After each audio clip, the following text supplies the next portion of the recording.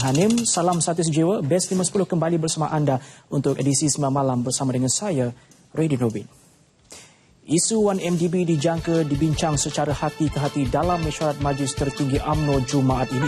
Menurut anggota majlis itu, Datuk Irmu Hizam Ibrahim, semua pihak diminta menunggu sehingga mesyuarat itu untuk membincangkan isu 1MDB.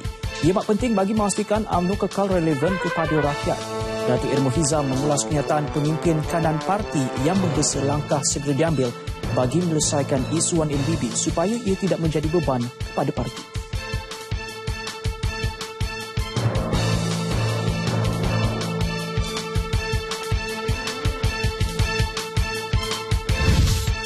Lebih 12,000 orang menggunakan perkhidmatan tren elektrik ETS Kuala Lumpur Padang Besar sejak operasi dimulakan 11 Julai lalu.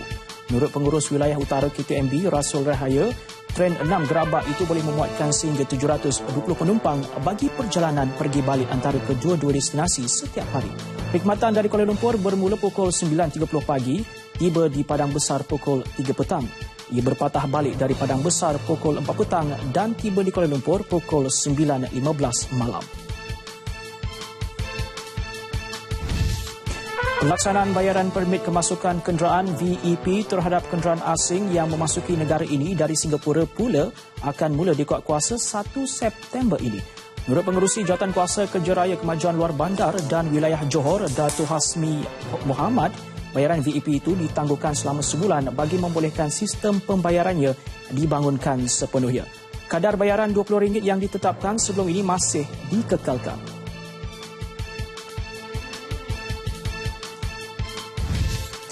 Jumlah kemalangan sepanjang Ops Selamat 7 sempena Aidilfitri di Terengganu menurun 12% kepada 572 kes berbanding tahun lalu.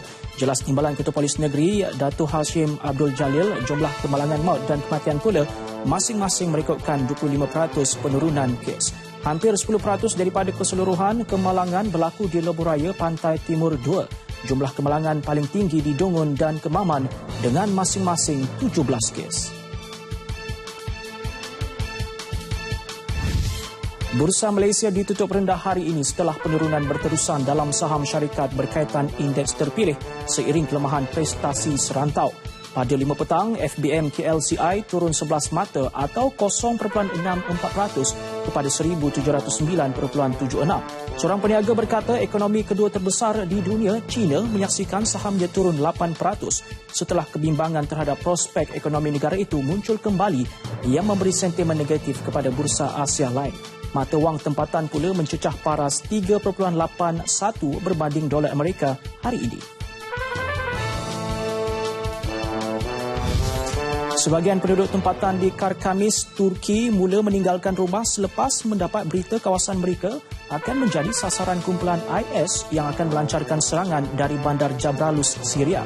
Beberapa penduduk mula meninggalkan rumah masing-masing pada sebelah malam sebagai langkah keselamatan.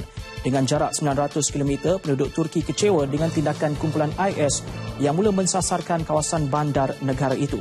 Lebih 1.8 juta pelarian Syria turut mendapatkan perlindungan di Turki. Menurut laporan media Turki, kumpulan IS telah mula menggali parit dan lombong berdekatan bandar Jarablus bulan ini. Baik, sekian Best 510 edisi 9 malam. Saya Radin Robin. Salam sehati sejiwa.